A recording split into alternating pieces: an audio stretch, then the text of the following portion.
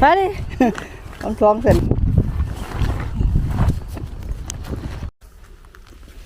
เรามาเจอหอมป่านะคะหอมป่าและกระเทียมป่านี่จ้ะเอาไปจักหน่อยนะคะนี่จ้ะเยอะเลยนะคะเนี่ย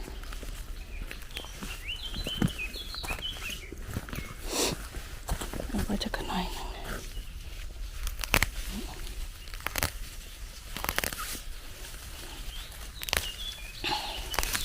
แล้วก็เจอกระเทียมโทนด้วยจ้ะ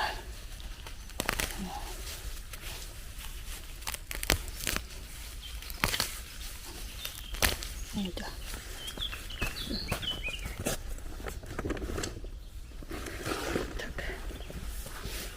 โอ้โหนี่ต้นใหญ่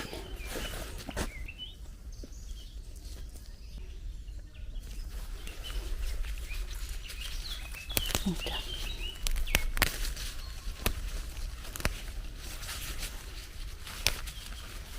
นี่จ้ะ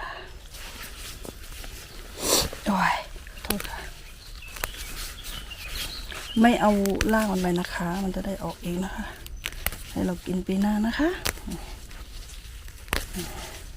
ถ้าเดินก็ได้นะคะถ้าขี้เกียจก็อดค่ะจ้าจนมีหน่อยจ้า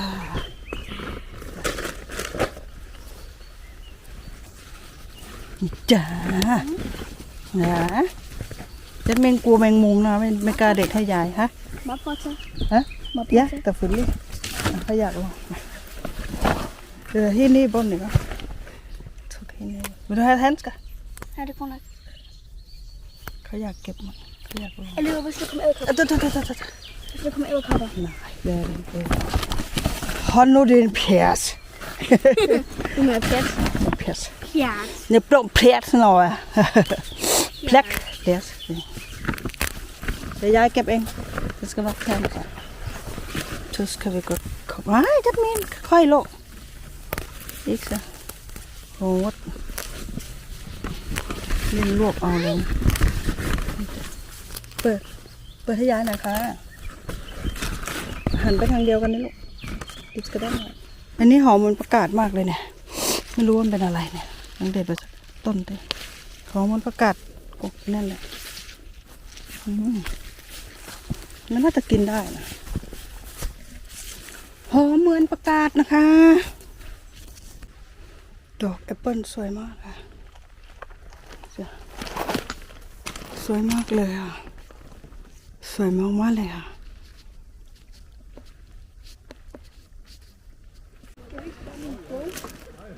บรรยากาศก็สวยงามมากนะคะนี่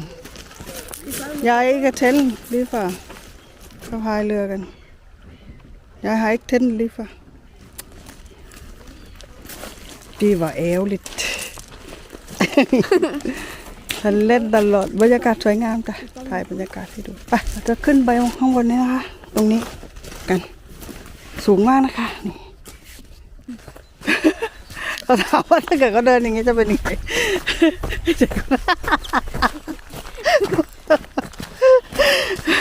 เขาถามว่าถ้าเกิดเขาเดินอย่างเงี้ยเป็นยังไงคนดู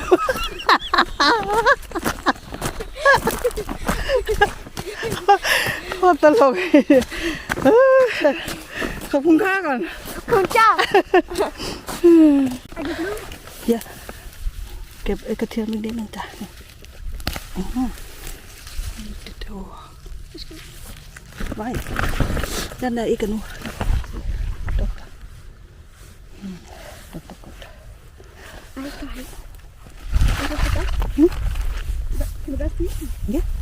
Ja, ikke over. Nu. Det skal være, ja. Nej. Vil du have den? Nej, ikke her. Vi er på et eller andet sted. Hvad siger du? Ja. Rồi. Det skal gå lidt langt. Længe vậy. Đâu rồi. Kom ud der.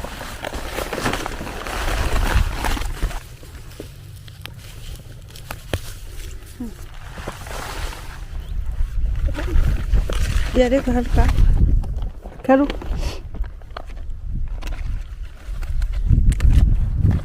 Tak. Vi skal bare vaske i på stranden.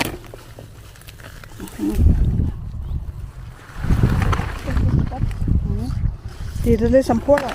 Nej, det er som porter. Lad os kigge her.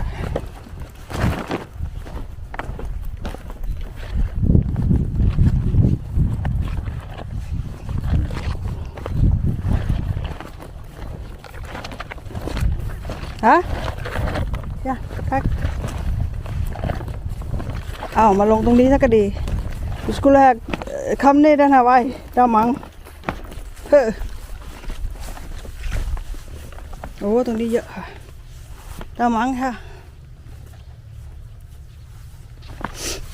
ตรงนี้เก็บง่ายหน่อยเอาตรงนี้แหละ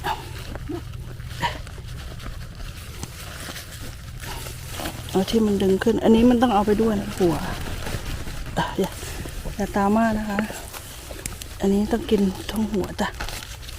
เราก็เอาไปแค่พอกินนะคะ Nej, ikke lidt det hårde, så kommer det ikke op.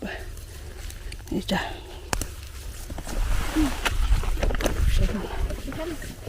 Ja, tak.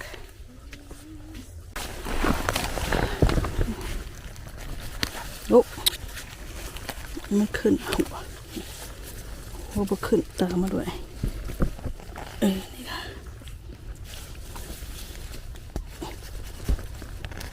จ้ะขึ้นเองนะคะไม่ได้เก็บของใครนะคะนี่จ้ะ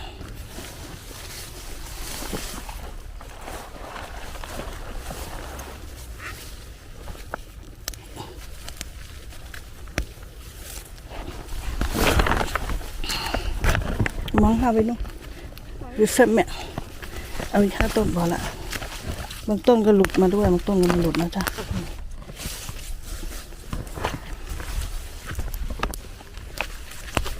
บางต้นมันก็ไม่หลุดฮะja Kan du godt tage dem lige? ja vi skal vaske dem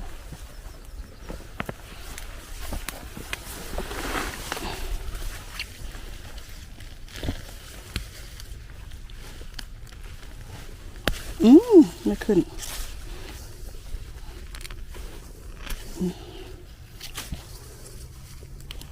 นี่โอเค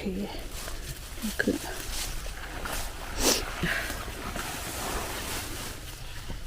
เดี๋ยวออกดอกกินดอกมันไปละทุกท่าน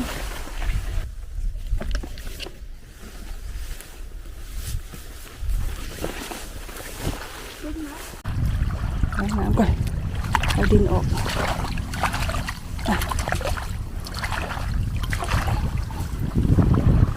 เอ้ยเอ้ยเปิดถุงไม่ถูกสักที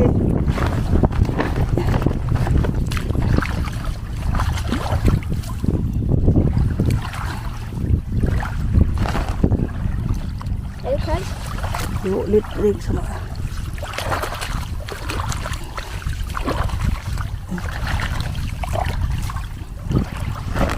ที่ทำเวสก์เซอร์เปลือกผีหน่อยล้างแล้วก็สะอาดนะคะ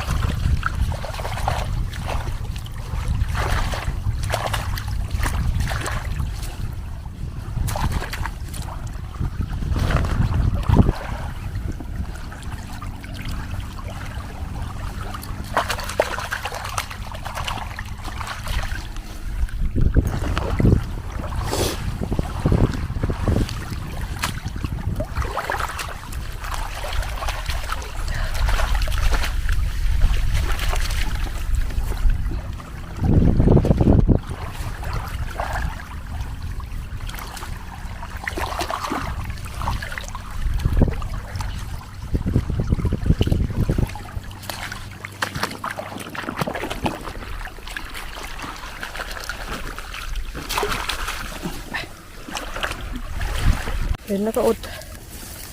ดใจไม่ไหวนะต้องผมทะเลจ้ะเอาจักรน้อยนี่เยอะมากของทะเลเยอะ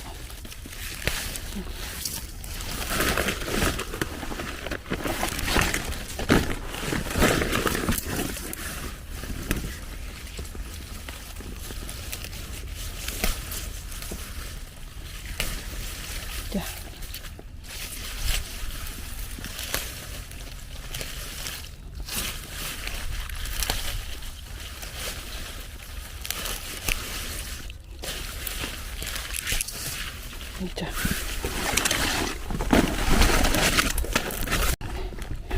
มันเยอะ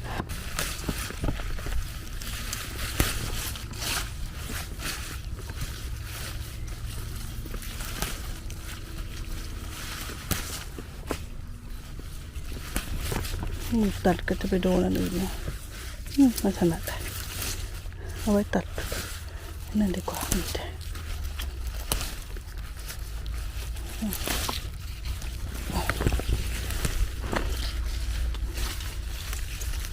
สวยมากเลย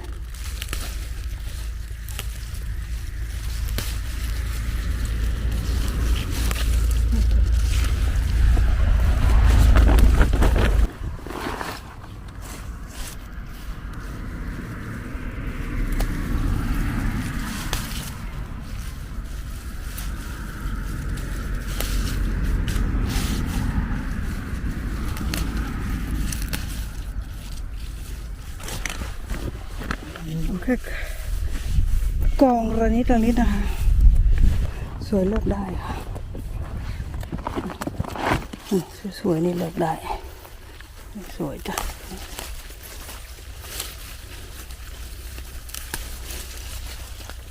อันนี้เยอะมากผักขมไม่เยอะมาก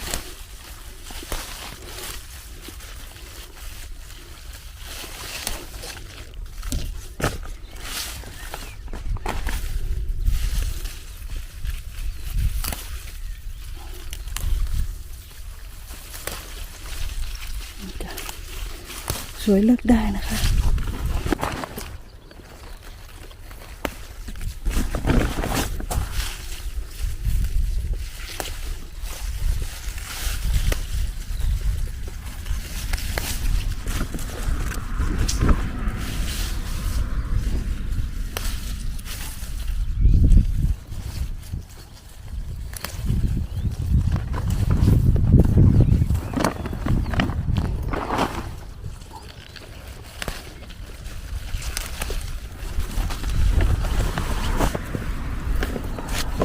เต็มเลยอ่ะ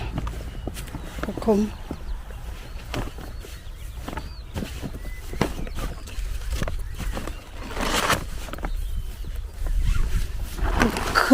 ผักขมสวยๆ